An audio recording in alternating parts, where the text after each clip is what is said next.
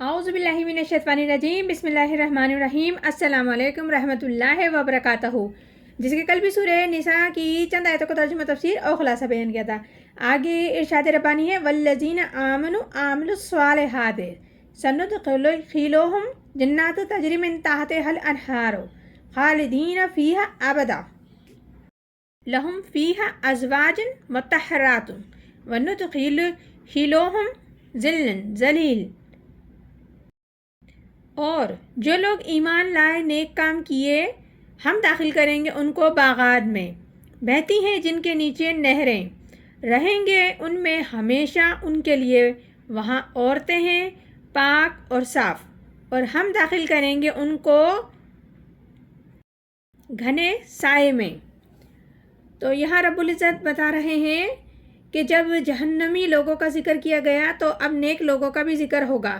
تو اللہ تعالیٰ فرماتے ہیں کہ وہ لوگ جو ایمان لائے اور نیک عمل کیے تو ان قریب ہم انہیں داخل کر دیں گے ان باغات میں جن کے دامن میں نہریں بہتی ہوں گی، اور وہ رہیں گے اس میں ہمیشہ ہمیشہ کے لیے، اور ان کے لیے وہاں ہوں گی بڑی پاک بار پاکیزہ بیویاں، اور ہم انہیں داخل کریں گے ایسی ٹھنڈی گہری چھاؤں میں جس کے وہ حقدار ہیں۔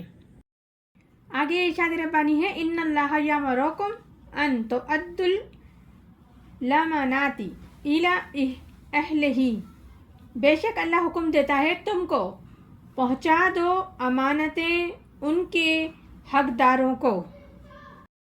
اب ان آیات میں مسلمانوں سے خطاب ہو رہا ہے جو کہ بہت ہی اہم ترین ہے۔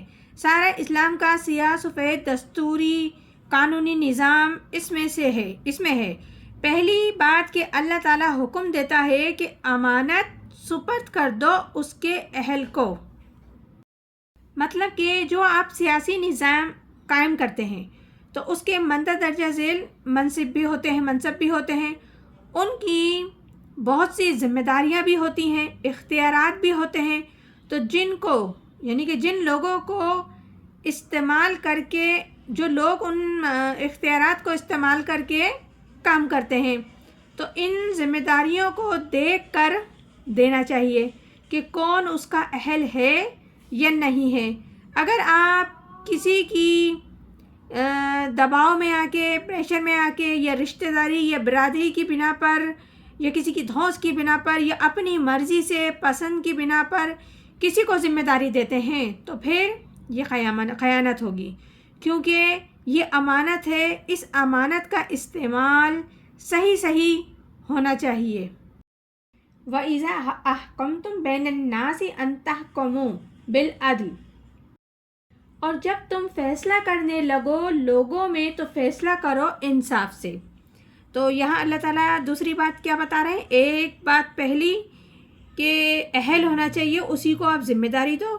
دوسرا پوائنٹ آتا ہے کہ آپ جس کو ذمہ داری دیں تو جب وہ لوگوں کے مابین درمیان فیصلہ کرے تو عدل و انصاف کو ضرور مد نظر رکھے کہ جو بھی نظام ہوگا وہ اہلیت کی بنا پر ہوگا، پھر عدل و انصاف مضبوط طریقے سے ہو، کیونکہ جب تم لوگوں کے مابین فیصلہ کرو تو عدل کے ساتھ اور انصاف کے ساتھ کرو۔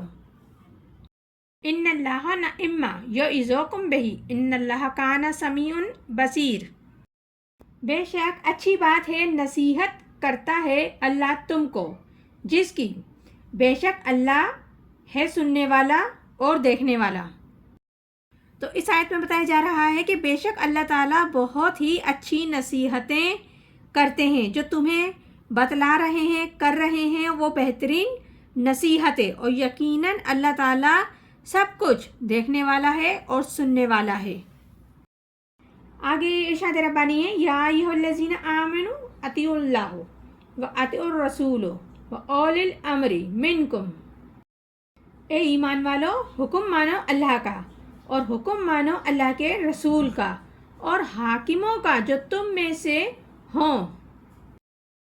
تو رب العزت اس آیت میں بتا رہے ہیں کہ دیکھیں سیاسی نظام اسلامی طریقے سے قائم کرنے کے 3 بنیادی سسٹم ہیں۔ ایک اہلیت کی بنیاد پر نمائندہ منتخب کرو، پھر لوگوں کے درمیان عدل و انصاف قائم کرو، پھر سسٹم میں استقامت فرماؤ۔ تو اللہ تعالیٰ فرما رہے ہیں اے اہل ایمان اطاعت کرو اللہ کی اور اطاعت کرو اللہ کے رسول کی، یعنی کہ کوئی بھی قانون اللہ اور اس کے رسول کے خلاف نہیں بنایا جا سکتا۔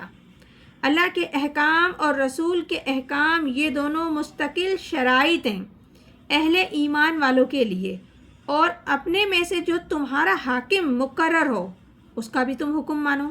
یہاں یہ بات قابل غور ہے کہ ایک بات کہ اللہ تعالیٰ نے اطاعت کا حکم دے رہا ہے، اللہ کی بھی اطاعت کرو اور رسول کی بھی اطاعت کرو، لیکن حاکم کی اطاعت نہیں کہا، اس کا حکم ماننے کو کہا ہے۔ تو یہ بات واضح ہو جاتی ہے کہ حکم اس کا ماننا ہے جو تم میں سے ہو، یعنی کہ اہل ایمان والا ہو۔ غیر مسلم کی حکومت کا حکم ماننا اللہ سے بغاوت کرنا ہے، کیونکہ حاکم کو یہ ثابت کرنا ہوگا کہ میں جو بھی حکم لایا ہوں وہ کتاب اور سنت کی روشنی سے لایا ہوں۔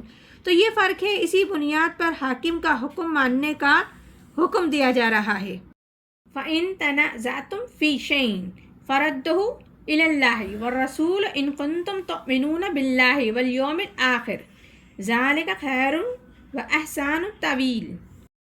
پھر اگر تم باہمی جھگڑ پڑو کسی معاملے میں تو لوٹا دو اس کو اللہ کی طرف اور اس کے رسول کی طرف، اگر تم آخرت پر اور اللہ پر ایمان رکھتے ہو تو۔ اور یہ بات اچھی ہے اور بہت بہتر ہے انجام کے اعتبار سے۔ تو یہاں رب العزت بتا رہے ہیں کہ اگر پھر کسی معاملے میں تم جھگڑ پڑو، یعنی کہ حاکم اور بندہ جھگڑ پڑے کہ حاکم کہے کہ میں قرآن و سنت کی روشنی میں یہ فیصلہ کر رہا ہوں، لیکن کوئی بندہ ماننے سے انکار کر دے، تو اس کے لیے فرمایا جا رہا ہے کہ تم اس کو لوٹا دو اللہ اور اس کے رسول کی طرف، یعنی کہ اب جو بھی اپنی بات صحیح ثابت کرنا چاہتا ہے تو اسے اللہ اور اس کے رسول سے دلیل لانا پڑے گی۔ تو یہ طرز عمل تمہیں اختیار کرنا چاہیے اگر تم یقین رکھتے ہو واقعتاً اللہ پر اور یوم آخرت پر، اور یقیناً یہ بہتر چیز ہے، بہتر عمل ہے اور نتائج کے اعتبار سے بھی بہت مفید ہے۔ تو یہ سورہ نساء ہے جس کی بھی ہم نے 3 آیتوں کا ترجمہ، تفسیر اور خلاصہ بیان کیا۔ انشاءاللہ تعالیٰ مزید پہ آگے کرتے رہیں گے۔ پروردگار عالم ہم سب کو قرآن پاک صحیح طریقے سے پڑھنے، سمجھنے اور عمل کرنے کی توفیق عطا فرمائے۔ آمین ثم آمین۔ جزاک اللہ۔